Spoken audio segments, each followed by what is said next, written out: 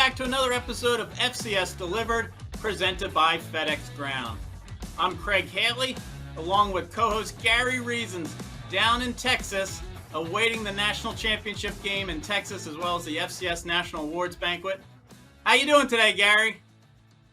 Oh man, Craig, it's approaching fast. We've got just about a month or so to go before all that action comes down here to Frisco, Texas, and it's going to be fun and looking forward to it. We're looking forward to getting this playoffs finished up, though, so we're going to know who's going to be playing in the national championship game as well. Well, you were waving "Bring It On" just a minute ago, and certainly we're going to do that in this episode, Gary, because we are into the second weekend of December for FCS playoff games, the final 8 and the quarterfinals. That's what we're going to be talking about today. Also, we're going to tell you about the Jerry Rice Award recipient for 2023, the National Freshman of the Week. As you know, Gary, our FCS Delivered is presented by FedEx Ground and produced by Seth Biley and Graham Bell. You can find all our coverage on theanalyst.com. Our podcast is on Spotify, Amazon, Google Podcasts, so many different platforms, and of course also on YouTube. All you have to do is search for FCS Delivered to find our channel. Gary, I tell you what, the round of 16, the second round of the FCS playoffs really delivered, especially because there were 2 overtime games. North Dakota State, 35-34 over Montana State. On the road, a win for the Bison with a blocked extra point in overtime. And then to cap it off, Idaho won 20-17 over Southern Illinois with a rally. What did you think of this past weekend, especially the Bison win at Montana State? Well, really, the whole weekend was really pretty good. I did watch those 2 ball games specifically, as you talked about, Craig, and really seeing how they both came down to the end and how they unfolded. And it's just so minute, the differences, and being able to get a victory and get a win. It really is tough. And congratulations to those that are continuing. I know that Idaho, it was kind of they didn't know if that's going to happen. And then when you have North Dakota State with that block extra point right in the middle of the screen. Oh my goodness. And just how things quickly can change. That's just how close these teams are in the caliber of play that they've displayed, not only throughout the season, but here in the playoffs. And it didn't leave anybody disappointed this weekend. That is so true, Gary. And I tell you, one of the fun games, unless you're a Delaware Blue Hen, it was the Montana victory over the Blue Hens, 49-19, but in the snow. I mean, the first half of that game was just in a full snowstorm. It wasn't as strong weather-wise in the second half, and Montana had it in control. What a game. You love to see December kind of football. What about your experience in the snow, Gary? I mean, tell us about how a team gets through a game like that. Well, first of all, it's all about preparation. You have to understand what you can and can't do in snow with snow as an issue. So basically, oftentimes you can't even see the field because they try to plow the lines, and sometimes the line they're hard to make out. And really, it all comes down to leverage and footing and how can you stay on your feet. So the offense has to pare things back. They can't really get all the explosive timing plays that you would expect for an offense. And then defensively, you're just trying to stay on your feet and go into the football. And it's just a kind of a little bit of a different effort type.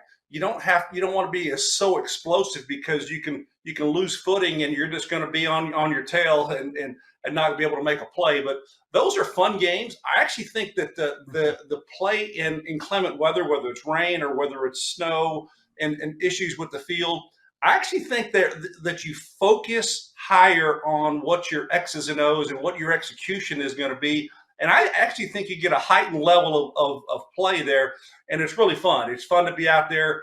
Don't worry about it being cold. It's not that. It's really just about being in something very different for the players. And I always liked playing in the snow. I felt some of my best games in snow games in the National Football League, and I remember them vividly.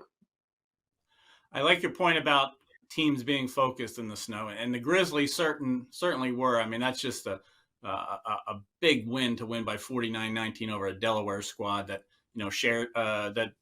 was in the mix in the CAA for the title this year. Now let's get right to the playoffs, Gary. I mean, for this weekend in the quarterfinals, Montana 11-1 is now hosting Furman, coming in 10-2. Furman beat Chattanooga in their first playoff game this past weekend. They play Friday night, 9 p.m. Eastern on ESPN2. They've only met once before, Gary, and that was in the 2001 FCS Championship game. It was Division I AA at the time. Montana won 13-6. Here they are in a rematch in Missoula, Gary. I'm looking forward to this one. Yeah, rematches are always fun. You just you think that you're going to get what you expect in this ball game, and I think it's going to be a great ball game. Furman is tough. Montana obviously tough at home. I think the difference here is the defense really for Montana. They're great on defense. They're fourth in scoring allowed, 14 points per ball game, pretty good. And Furman's not bad. They're seventh, so they've allowed 16 points per ball game. So this is a close ball game defensively. It may come down to some of the offensive starters in this game. You take quarterback Clifton McDowell for Montana. He's 8-0 as a starter. And, we'll talk about running back Eli Gilman, a young freshman who has had a superlative season. He kind of runs things pretty well there for that offense. I think this is one of those at Montana. They're going to bring everything they have and probably get this W at home, but it's going to be a close ball game with Furman. I agree. I think Furman has maybe a shot here. They have to handle the crowd, of course, because the crowd will be raucous at Washington Grizzly Stadium. SoCon is, Champ has made it to this level the last couple of years, lose in the quarterfinals on the road. Here's another opportunity. Furman's, this isn't a team that's just going to fold. I mean, their defense has been good for a while, especially with the way they force turnovers, as you said, Gary. I'm gonna go with the Grizz at home as well, but I do think it's going to be closer than this round for the SoCon champ in recent years. Now, you did mention Eli Gilman, Gary, and this is somewhat breaking news because we're announcing it on theanalyst.com today. Eli, redshirt freshman running back for Montana Grizzlies, he is the 2023 Jerry Rice Award recipient, the National Freshman of the Year. Yes. You give him a hand because he's almost 900 rushing yards, over 1,000 yards from scrimmage, 10 touchdowns rushing. He's had a phenomenal year. He does make things go for the Grizz. Eli Gilman, what can you tell us about him, Gary?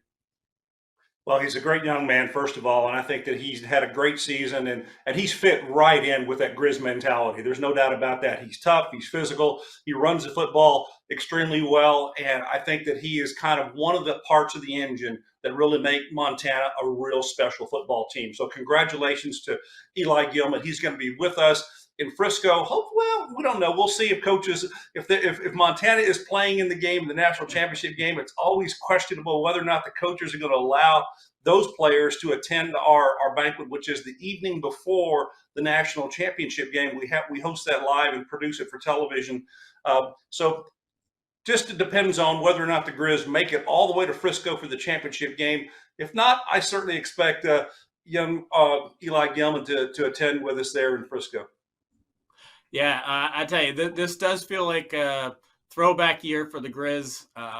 They could be playing in Frisco. The Jerry Rice Award, obviously presented by FedEx Ground. Hopefully, the Grizz are playing. I mean, for their sake, but at the same time, we do hope Eli Gilman will be there to accept the Jerry Rice Award at the Stats Perform FCS National Awards Banquet. All right, the winner of that game we just talked about, Furman at Montana, Gary. They're going to get the winner of North Dakota State, which is 10-3, the only unseeded team left here in the quarterfinals. They're playing at number 3 seed South Dakota. Had a phenomenal year so far, 10-2. They'll be meeting at 2:30 p.m. Eastern on Saturday. It's an ABC broadcast. It's a big showdown, especially because the Coyotes beat the Bison during the regular season. 24-19. It was at the Fargo Dome. Here they are hosting the quarterfinal against the Bison.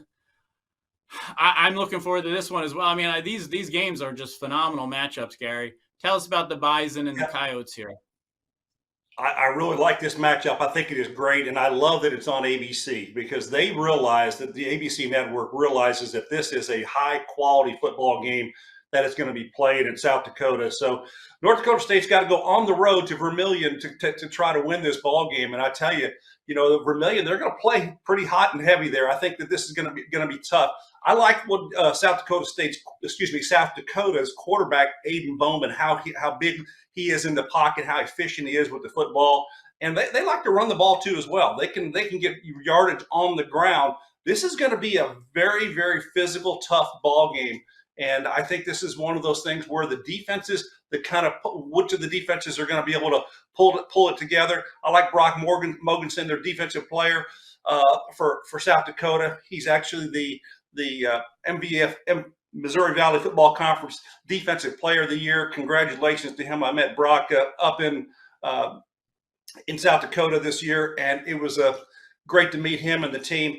I think it's going to be a tight ball game here. North Dakota State, Craig, is one of these teams that has just improved over the year. Their body of work has now improved to where I think they can win any football game.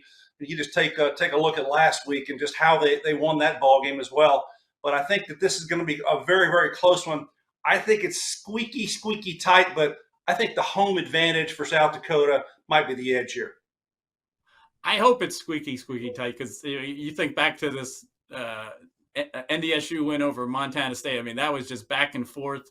I hope it's this kind of game. The Bison do give up some long plays, little tackling issues at time.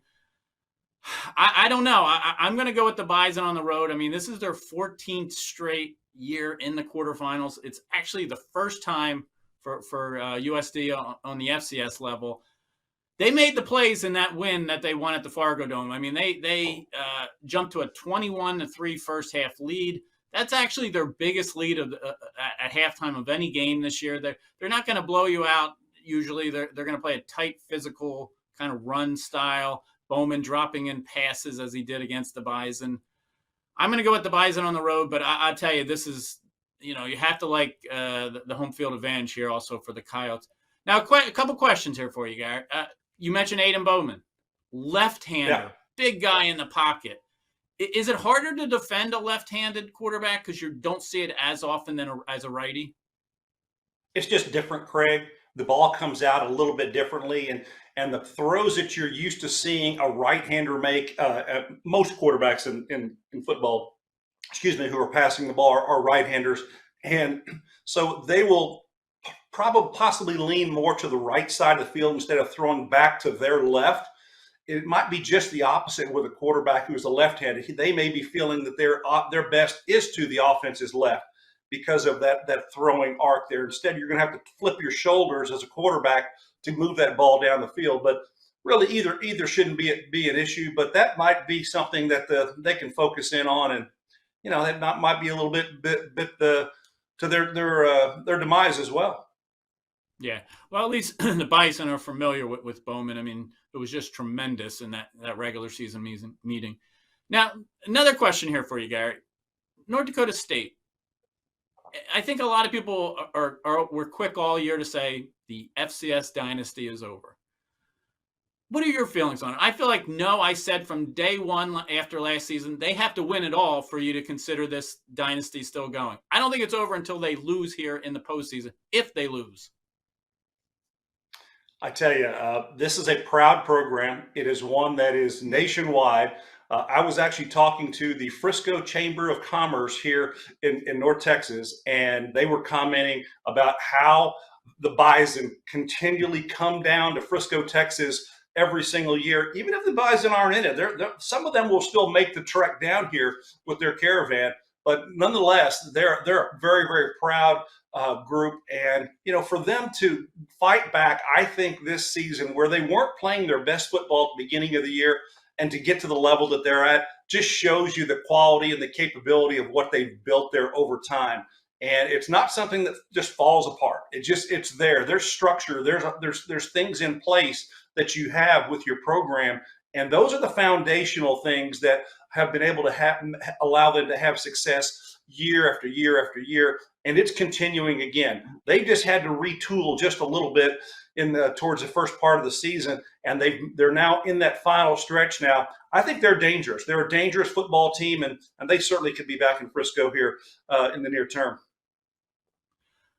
Well, you mentioned the Bison fans. We're just like them, Gary. If there might not be a game to cheer for, but we find no reason not to tailgate at any point, you and I. So the Bison fans have it right. All right, Gary, we're going to take a break. And after we come back, we will discuss the other two playoff games. Gary, this is FCS Delivered, presented by FedEx Ground.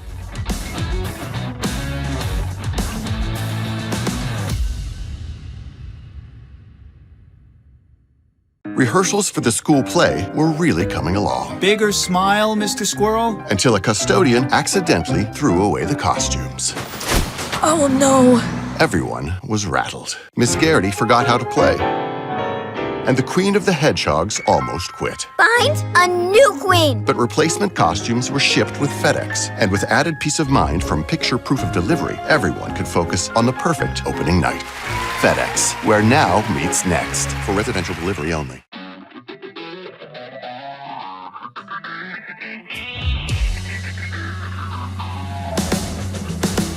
Welcome back to FCS Delivered, presented by FedEx Ground. Craig Haley, along with the Hall of Famer, Gary Reasons. Gary, we've been talking FCS playoffs, one side of the bracket. Let's jump to the other side with the other quarterfinals. Let's go with the national champs. South Dakota State, they're 12-0 and hosting the number 8 seed, Villanova, which is 10-2. A noon Eastern game Saturday on ESPN, I believe. South Dakota State, obviously the team to beat with their 26 straight wins, 19 in a row at home. They actually beat the Wildcats 2 years ago in the quarterfinals, 35-21. It's going to take a monumental upset, I think, for Villanova, but they're on a roll with 7 straight wins, Gary. Craig, I think this is a game that is positioning South Dakota State to just really take off here towards the end of the season. This is one that's at home. I think that they've got a capable opponent in Villanova, but I think that South Dakota State just defensively is going to be able to disrupt Villanova in a way that they haven't been able to haven't seen before. So I like South Dakota State here big in this one. Quarterback Mark Gronowski and their running back Isaiah Davis, they've done a great job keeping the offense on track and just moving it down the field and putting points on the board pretty much at will. So I think that South Dakota State is really going to be the one that's going to have the upper hand in this ball game. And guess what? It's a long travel, for Villanova. There's no doubt about that, and that's not an easy thing to do. So I look for South Dakota State to defend their turf pretty well. Yeah, you mentioned the defense, what the Jackrabbits can throw at Villanova. There's so much offensive talent with the Jackrabbits, and a lot of them are NFL prospects. That the defense gets a little overlooked at times, Gary, and really it shouldn't. I mean, they lead the nation in scoring defense, total defense. They've been terrific for 2 straight years in statistically, in addition to just being physical on the field. They're led by their linebackers, Jason Freeman and Isaiah Stallbird, but it's just a great defense all around. Villanova's got to be able to handle that defense and really set up the pass for Connor Watkins. And they can do that with the run, Jalen Jackson, and they have a committee of running backs that get it done. But they're going to have to get a lead to really, have a shot against the Jackrabbits, who are just so good at home. I'm going with the Jackrabbits. I think they win by at least a few touchdowns. They're just on a roll, even though Villanova comes in with a shot here because they're so red hot, winning by big scores. Gary, I mean, everybody's just looking at South Dakota State as your national champion again, and rightfully so. I mean, it's a historic run here. But what's the difference in their place in history with getting this second national title, taking a winning streak into next year, as opposed to getting upset along the way here, like, say, Villanova pulling an upset? Where would you consider the Jackrabbits' place in history either way?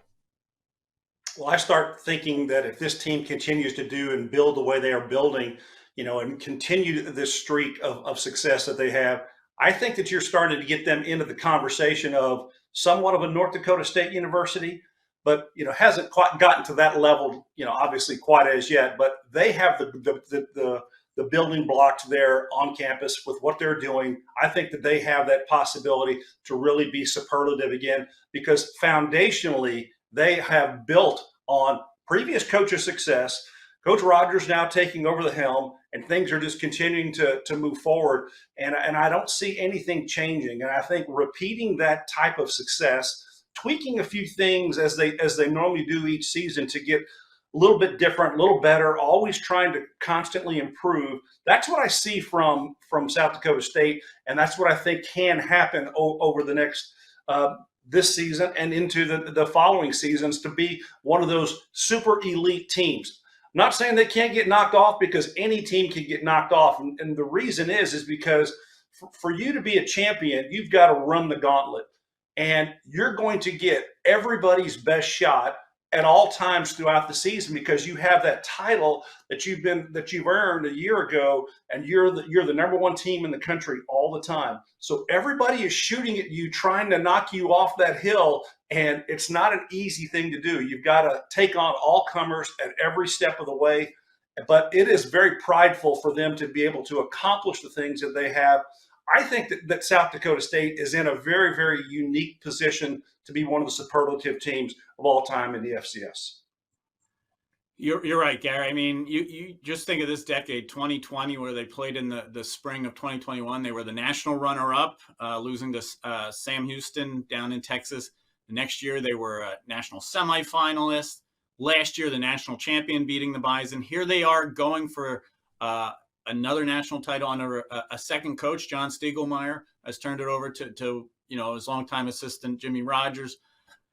It's unbelievable that they could, really get you thinking South Dakota State before North Dakota State, considering what the Bison have done, in the last 12, 13 years. Now, Gary, the winner of Villanova, South Dakota State, they will take on the winner of number 5 seed UAlbany, 10-3 this year out of CAA. They're taking on the 4th seed Idaho, which is 9-3. They're playing in the Kibbe Dome Saturday, 10 p.m. Eastern. It's an ESPN Plus game. First meeting of the program. Let me tell you this, Gary. We talked about Eli Gilman in the first segment winning the 2023 Jerry Rice Award, National Freshman of the Year. How about this matchup in this game? The 2022 Jerry Rice Award recipient, Giovanni McCoy, quarterback for Idaho. Well, UAlbany quarterback Reese Poffenbarger, he was the runner-up for the Jerry Rice Award last year. And here they are squaring off in this game. You must be looking forward to it, Gary. Oh, it really is. And Craig, I think you probably know why I'm looking forward to this one, because this season I went to both of these campuses as part of our on-campus visit and had a chance to visit with both teams. And I have since watched both of these teams with pleasure to be able to see what they've done throughout the rest of the season. And for them to be able to meet in a ESPN Plus ball game, in this championship round, it is pretty impressive for me to be able to think, hey, for me to pick one of these teams, it'd be tough, but I'll do it. But I feel like I win with either one of these teams playing. I just love what's gone on with Idaho and Jason Eck and that football team. And same thing with Coach Gattuso at UAlbany, because both of these teams, I think, are very similar. They play a lot like the mentality of their head coaches. And that there's a big reason for that. Those guys put together a structure of how to perform and how to compete, and they lay that out there with their staff and their players, and they demand excellence, and it's paying off in dividends. But there's going to be a lot of talent on display here, Craig. You mentioned Reese Poffenbarger, the quarterback, and he's had a great season. There's no doubt about that. 33 touchdowns for UAlbany, and just something that is going to be pretty cool. And Giovanni McCoy, when he throws the football, just think, he's probably going to find Hayden Hatton somehow, some way, somewhere to make a big play. That's been a combination over the last couple of seasons. It's really come together in a big way, and I think it's really going to be on display again. This is a fun ball game. We went out on campus and we awarded Ricardo Chavez as a special teams player of the week in one of our early week visits. And I think that he could be the difference in this ball game. It's going to be that close. It could be a kick's worth of a close ball game. I just think that Idaho at home, it's a long trip for UAlbany to go all the way out to Idaho to make this ball game and play. I think the Vandals at home in the Kibbe Dome probably find a way to get this one done. But it's going to be a tight ball game, and I love both these teams. Well, I love how you mentioned the long distance, Gary, because here's another stat for you that I figured out. All right, in the regular season, Albany played at Hawaii. They made that 4,900-mile flight to Honolulu to play that game. That was the longest trip for any team in the regular season for the FCS level, Gary. This is also the longest trip of the postseason for anybody. Albany, it's like 2,600 plus miles. The trip to Idaho, Moscow. Nobody else could top that, even going forward, no matter what matchup. So they have the longest trip of the regular season, the longest trip of the postseason. This is like my Youngstown State Villanova pick from last week, where I said, I'm picking the road team, but I feel like it's probably going to be wrong. I'm doing the same here. I'm going Albany with their pass rush, maybe getting to Giovanni McCoy. But you know what? I just feel like it's probably wrong. These games are just so hard to pick, and they're so tight. I like how you said Ricardo Chavez. It could come down to one of his field goals because he seems to be a clutch kicker. Now, Gary, you mentioned visiting these two schools, right? You visited South Dakota from our first segment for FCS National Awards on campus. Well, you visited Howard this year as well. And as you know, they're playing in the Celebration Bowl, not this weekend, but Saturday, December 16th. They're playing Florida A&M, the SWAC champ. Florida A&M advanced last weekend with a 35-14 inclement weather kind of game over Prairie View A&M. I'm looking forward to that one as well. There's been some really good ones in recent years. But, Howard, we'll talk about a little more next week. But what do you think of the Celebration Bowl coming up? What is this, Craig? I think that's a rattler. That's a rattler. There's no doubt about that. The Rattlers are playing ball this year. They are taking no prisoners. That is a team that has been on fire all season long. And I just think that Florida A&M, they've had such a great season. Congratulations to Howard for winning and getting the opportunity to play there. And that was a fun visit to go out to see Howard and talk to that football team. I think the Florida A&M, they have just been on a mission, Craig, and it just seems to me that they are gonna finish it off in style, and hopefully Howard gives them a great game. But I think the Florida A&M is really going to win big here. Well, I'll counter with this, and we'll talk a little more next week about this matchup. Gary, we were thinking the same thing with Jackson State each of the last 2 weeks, and sure enough, the MEAC champ won, and the MEAC is 6-1 in the Celebration Bowl, and just seems to get it done. So we will see with Florida A&M and Howard in the Celebration Bowl on December 16th. All right, Gary, we're going to take one more break, and then we'll be back with our final segment of FCS Delivered, presented by FedEx Ground.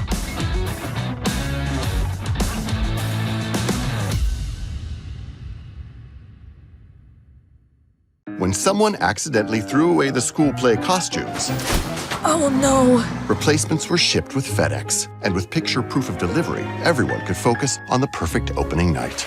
FedEx, where now meets next. For residential delivery only. Do you like what you're hearing on FCS Delivered today? For more national FCS coverage, please go to theanalyst.com throughout the week. We're the home for the FCS Top 25 Media Poll and the weekly and season-ending FCS National Awards, presented by FedEx Ground. We also take you across FCS Nation with stories, predictions, and an inside look.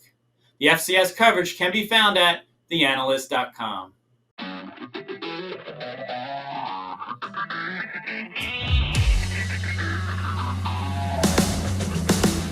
Welcome back to FCS Delivered, presented by FedEx Ground. Craig Haley along with Gary Reasons. Gary, we've been talking a lot of playoffs. We did talk Jerry Rice Award winner Eli Gilman of Montana, the running back. It's award season, Gary. I mean, upcoming, we have the Stats Reform FCS All-American freshman team. That'll be on December 19th. Our season-ending awards, you can read all about them on theanalyst.com. And we've had some special ones this week, Gary. I mean, you are the host of the National Awards Banquet, January 6th in Frisco, Texas. And we know now who's been invited for the Walter Payton Award, the FCS Offensive Player of the Year, and the Buck Buchanan Award for Defensive Player of the Year. We announced them on theanalyst.com. What did you think of who's coming to the banquet? Well, first of all, it's a pleasure to be a voter. It's a pleasure to be supportive of the FCS. And Craig, you and I are both voters.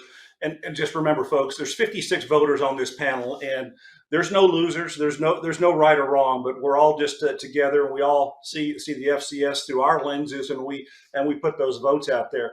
So I'm very proud every single year at this time of the year that we know which of the 3 top finalists that we'll have there for the Buck Buchanan Award and also the Jerry Rice Award. And in alphabetical order, I'm going to tell you right now, the Buck Buchanan invites are Terrell Allen from Tennessee State, defensive end, from Dylan Kelly from UAlbany, a linebacker, and Billy Schaefer from Lafayette, a linebacker.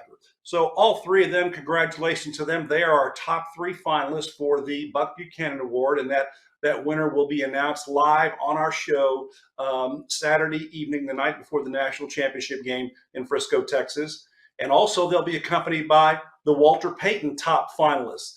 3 of these young men, and I think we've got a great group here, again, in alphabetical order. Max Brosmer, New Hampshire quarterback.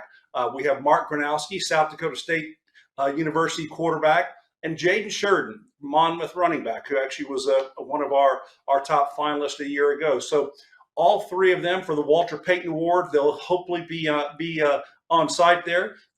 Mark Gronowski may have a little more work to do the next day if they're in the national championship game, yet to be determined. But there's a chance that they'll be there and things are going. But Craig, I think this is a great group. I think the panel has done a tremendous job in pulling together these top finalists. And we're going to celebrate each one of these players as we should, because each of them has had a very, very deserved season to be able to be part of our award ceremony and really to be supportive and representative of the teams and the communities that they do represent. And I think we've got 6 great young men here, and we're going to have our Eddie Robinson Award winner. We'll also have our Jerry Rice Award winner with us, and we will have our Doris Robinson Award winner with us as well. So those 5 legacy awards we will present live on the show, as well as produce this for television, and it'll all be on Valley Sports the day after the FCS National Championship game. And it should be the morning of the national championship game. You can find that on one of your local Valley stations, and it should be a fun time for you to take a look at all the excellent players across the FCS that we celebrate, and we try to recognize their accolades and really just a great play that goes on every single year. And so, Craig, we've been doing this quite a few years together now in Frisco. Hopefully, we're going to get it right this year again. I would say so. I mean, this is the 37th year of the FCS Awards. It's the 9th for Stats Perform. I mean, the banquet just gets bigger and better every year. You mentioned, all these wonderful people in the room at the banquet room, and I tell you, I'm amazed at the stories of these young athletes, what they do on the field, off the field. You could see the pride in their families and their school and their conference representatives that are there. It's just an incredible evening. It feels like, New Year's Eve in the ballroom that we hosted in. I just think even if you finished second or third in the Walter Payton or Buck Buchanan voting, you still walk away a winner, because there are just winners at this banquet. And just really, if you're a finalist for these unbelievable awards, it's just, you walk away a winner. And I'm looking forward to it as well. Certainly a busy time of the year for all of us, Gary. I mean, I look forward to the National Awards Banquet. Craig, I got one more topic for you here, and I really want to take our viewers and listeners a little bit behind the scenes. If you've been with us all year long, you know that we put out a lot of content, and a lot of it is really driven by my co-host here, Craig Haley. And Craig does a great job every single week throughout the FCS season. And really, it starts way back in the spring and even into the summer of preparing for the upcoming FCS season to find some of the best matchups, some of the best talent, some of the All-Americans, all those different things that go into it. Craig, take us behind the scenes a little bit and kind of tell us a little bit about some of how you do things on a day-to-day basis, managing it, because you put out all the content every single week on the Analyst, and all of that flows through all of our social media channels, as well as the imaging and all the different things. Talk about your daily routine and how you pull this together. You're more than a machine, Craig. You're fantastic. Well, thank you. I'm not sure that's totally correct, but I'm I appreciate you asking, Gary. I'm not really the medical definition of somebody getting proper amount of sleep. I'll tell you that. Because there's, as you know, football is 24/7, 365. This time of the year is especially busy, Gary. I mean, my wife, Jen, she jokes that from Thanksgiving to through the banquet, she's an FCS widow. And in many ways she is, because, wow, there's just so much going on between covering the playoffs, the award announcements, getting ready for the national banquet. And as you know, I mean, you're getting the whole production ready. There's just a lot of behind the scenes planning. But year round, you're right. I mean, it starts early with developing lists, watch lists, and All-America team, preseason, building up to the media days and the conference announcements, and then the games. We're always in contact with the conferences, that's for sure, and the schools, just picking their brains and just, making sure we're not missing anything from the FCS standpoint. I used to travel a lot doing this. This is my 14th year covering the FCS year round. I had a background before that. I used to travel to a game site every week, covering a game, just like you do each week with the on-campus visits. But after a couple of years, I realized it's easier to be in one place and just sort of look at everything from a national perspective. So, yes, it's a busy time of the year, but I realize it's a labor of love, and we're all busy what we're doing. Just honored and pleased to be able to do this job. As a media person, Craig, you're there, and you've had a career here for 20 plus years in the media business. Let's talk about the influence now of digital. Okay, way back when in the 80s, 90s, it really wasn't as much digital as it was picking up that phone, reaching out, talking to people. How has things changed with digital communication, and now all of this right at your fingertips, and just ask your phone a question and you get the answer kind of a mentality? What has it meant to you? It does make it easier. Obviously, you're probably doing more work than ever because everything is instant. If some news is happening, you just have to be so fast, because by the time you publish it and get the news out there, it's probably out there somewhere else. So yes, it's made it easier. It's just made for a really fun, competitive, just keep working and really, as I said, make it 24/7. But it has aided, the media in general and just life in general, just, the way we communicate. Hard to get a break sometimes, but certainly worth it. But yes, I agree. It's really changed things, Gary. So lastly, Craig, let me ask you this question. Let me ask you this question here. Yeah. After our banquet, every year you do attend the FCS National Championship game. And are you there in more of a coverage mode or as an exhale mode?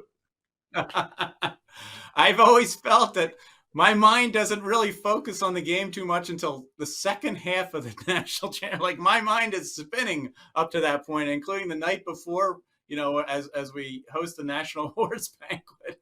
That's a great question, because yes, through the years, it does seem like your mind isn't actually on the game until the second half, and there's been some fun games that it's come down to the end. So I look forward to being able to concentrate in the first half this year, Gary. Well, Greg, you do a great job, and I appreciate the partnership that we've had over the years, and it's been a lot of fun to bring FCS a lot more prominence with what we do at the banquet, our on-campus stuff, and folks, we're looking to continue to grow this footprint here, and it's a lot of fun for both of us. It is a lot of fun. I appreciate all that you do, Gary. Gary, that brings an end to this episode of FCS Delivered. I want to thank Seth Biley and Graham Bell for producing this. We've been talking a lot, and you could read all about it on theanalyst.com, on our social media. Gary, looking forward to the games. This is just a great time of the year. The importance just grows on the field, off the field. We thank everybody for tuning in, and we will talk to you next week on FCS Delivered, presented by FedEx Ground.